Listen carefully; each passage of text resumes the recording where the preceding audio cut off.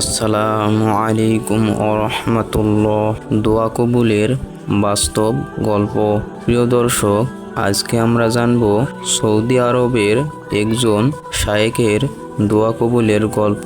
তো উনি বলছিলেন যে আমি একদা হসপিটালে ভর্তি হই আমার হার্টের সার্জারি করার জন্য। হসপিটালে ভর্তি হওয়ার পরে রীতিমতো আমার হার্ট সার্জারি করা হয় এবং সেই অপারেশনটা আমার সাকসেসফুল ছিল। যখন আমি বেডে শুয়েছিলাম অপারেশন করার পরে কিছুক্ষণ পরে দেখি আমার শরীরে যে মেশিনগুলো লাগানো ছিল সেগুলোতে সিগন্যাল দিতে শুরু করে এবং আওয়াজ হতে শুরু করে। আওয়াজ শুনে সঙ্গে সঙ্গে পাশের রুমে থাকা নার্স এবং ডাক্তাররা সকলে ছুটে আসেন। আসার পরে তিনারা মেশিন চেক করে দেখেন যে আমার হার্টের ভিতরে কোনো একটা গোলমাল আছে, যার কারণে পুনরায় আমাকে আবার অপারেশন করতে হবে। যার কারণে আমার প্রথমবার যখন হার্ট সার্জারি করা হয় তখন আমি অতটা ভয় পেয়েছিলাম না যতটা ভয় পেলাম দ্বিতীয়বার যখন আবার শুনলাম পুনরায় একই জায়গায় একই হার্ট সার্জারি আবারও করতে হবে। যার কারণে আমি অত্যন্ত ভয় পেয়ে গেলাম এবং সকল ডাক্তাররা যখন আমাকে অপারেশন থিয়েটারে নিয়ে যাওয়ার জন্য তারা যখন প্রস্তুতি শুরু করে দিল তখন আমি খুবই ভয় পেয়ে গেলাম। যখন আমি অত্যন্ত ভয় পেয়ে গেলাম তখন আমার মুখের দিকে তাকিয়ে একজন নার্স তিনি বললেন যে আপনি বেশি বেশি রসুল সাল্লাল্লাহু আলাইহি ওয়াসাল্লাম এর প্রতি দুরূদ পড়ুন। শায়েখ বলছেন যে আমি এই হাদিসটা জানতাম, যেহেতু আমি ইসলামিক স্কলার এবং একজন আলেমে দ্বীন, সেই হিসাবে হাদিস আমার জানা ছিল, কিন্তু আমার মনে ছিল না যে দুরূদ শরীফ পাঠ করলে আল্লাহ তাআলা বান্দার প্রতি রহমত বর্ষণ করেন এবং বান্দার সকল সমস্যা থেকে সমাধানের রাস্তা বের করে দেন।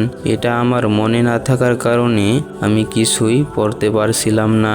যখন সে নার্স আমাকে এই দুরূদ শরীফের কথা মনে করিয়ে দিল তখন আমার এই হাদিসটা স্মরণ হয়ে গেল এবং আমি দুরূদ শরীফ আল্লাহ তাআলার প্রতি ভরসা রেখে পড়তে শুরু করলাম বেশি বেশি।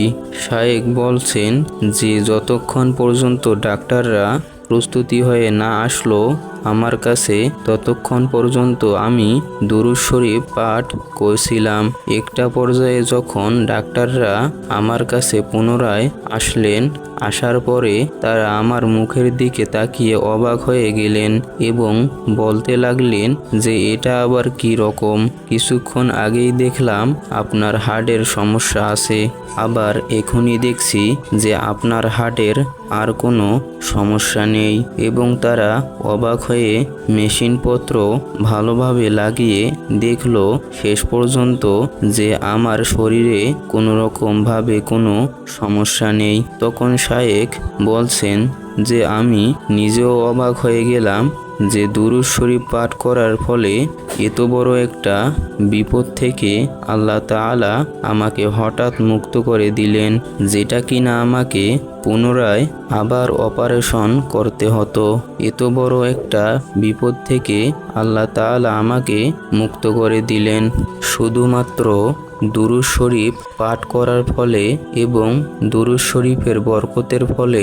চিন্তা করুন হাদিস এবং কোরআনে যে কথাগুলো থাকে সেগুলো কতটা সত্য এবং কতটা কার্যকারী একটা বিষয়, কিন্তু এই বিষয়গুলো আমরা জানি, জানার পরেও আমরা এই কথাগুলোর প্রতি ভরসা এবং বিশ্বাস করতে পারি না।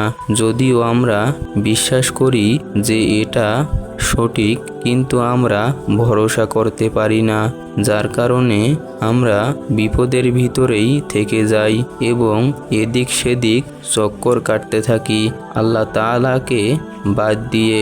আজকে থেকে আমরা যদি কোনো বিপদে পড়ি তাহলে দুরূদ শরীফ পাঠ করব আল্লাহ তাআলার প্রতি ভরসা করে। তাহলে আল্লাহ তাআলা আমাদেরকেও এই শায়েকের মতো উদ্ধার করবেন বিপদ থেকে।